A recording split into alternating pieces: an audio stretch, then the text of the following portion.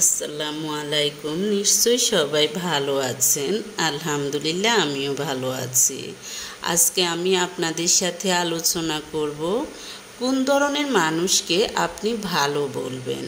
হ্যাঁ, অনেক মানুষ আছে, দেখা যায় যে সামনে মানুষের সাথে সুন্দর সুন্দর কথা বলে, কিন্তু পিছনে যে দেখা যায় যে অমুকের কাছে তমুকের নামে খারাপ করে কথা বলে, আরেকজনের কাছে আপনার সামনে যে আরেকজনের নামে খারাপ বলবে, আপনি বুঝবেন যে সে আপনার নামে এবং অন্যান্যদের নামেও এরকম বলে। এটাই হলো, আপনার যদি একজন জ্ঞানী মানুষ হয়ে থাকেন তাহলে আপনি চিনবেন।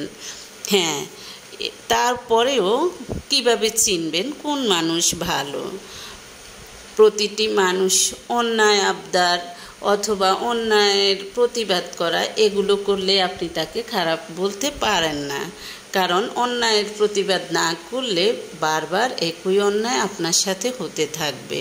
তাই অন্যায়ের প্রতিবাদ করাকে খারাপ বলবেন না। খারাপ কাদেরকে বলবেন আমি বলি, প্রতিটি মানুষের আসল রূপ প্রকাশ পায় হলো যেখানে একজন মানুষের আসল রূপ প্রকাশ পায় তার পরিবারে, অর্থাৎ ঘরোয়া পরিবেশে। আপনি আপনার ঘরে যত বেশি ভালো আচরণ করবেন, আপনার পরিবারে প্রশান্তি তত বাড়বে। পরিবারে শান্তি বজায় রাখার জন্য যে কাজগুলো করবেন, পরিবারে ছোট বড় সবার সাথে সবাই সালাম বিনিময়ের অভ্যাস গড়ে তুলবেন। বাসা থেকে বের হওয়ার সময় অন্য সদস্যদের বলে বের হবেন। বাসায় ফিরে হাসি মুখে সবার খোঁজখবর নেবেন। পারিবারিক অনুষ্ঠানে স্বতঃস্ফূর্তভাবে অংশগ্রহণ করুন। অনুমতি ছাড়া কারো মোবাইল ফোন, ডায়েরি, চিঠি খুলে দেখবেন না। পরিসর যতই ছোট হোক, পরিবার একটি সঙ্গ, তাই অপরের সুবিধা অসুবিধা বিবেচনায় রাখুন। মত না মিললেও অধিকাংশ সদস্যের মতামতকে গুরুত্ব দিন এবং সেভাবে কাজ করুন।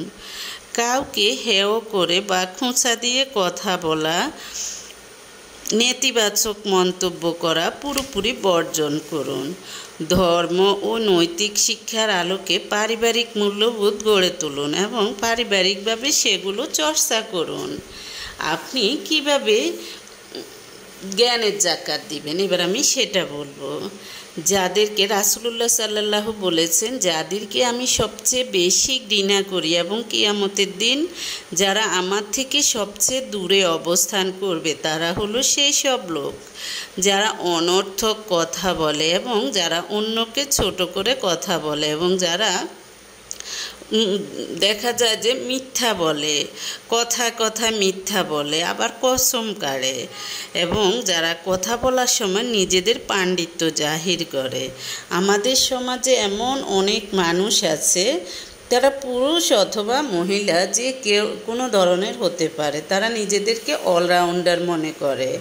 মনে রাখবেন, অনেক মানুষ বলে আমার ভিতর অহংকার নেই, কিন্তু আপনি অহংকার বলতে আপনি যে শুধু মানুষকে ঘৃণা করলে অহংকার, বিভিন্নভাবে অহংকার বোঝার ক্যাপাসিটি আছে। অহংকার, আপনার ভিতর অহংকার আছে কিনা আপনি সেটা বুঝবেন আপনি যদি নিজের দোষ কখনো না দেখেন, নিজের দোষ উপলব্ধি করতে না পারেন, শুধু অন্যের দোষগুলা দেখেন, অন্যের দোষ দেখার জন্য আপনি বিচারপতি হয়ে যান, তখন বুঝবেন যে আপনার ভিতর অহংকার আছে।